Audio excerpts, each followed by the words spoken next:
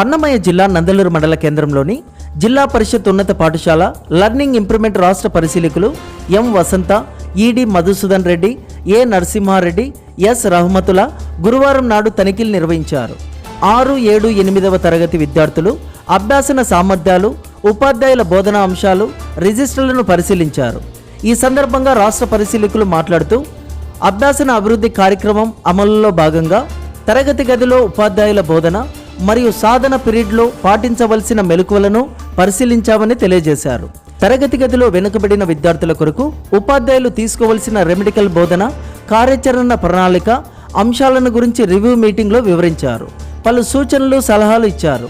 ఈ కార్యక్రమంలో అన్నమయ్య జిల్లా Samagra Shiksha Abhiyan AMO S Ramakrishna, Nandaluru MEO 1 L Nagaiah, పాఠశాల HM N Srinivasulu, assistant HM S రౌ భాష మరియు ఉపాధ్యాయ సిబ్బంది, ఆఫీస్ సిబ్బంది, విద్యార్థులు పాల్గొన్నారు.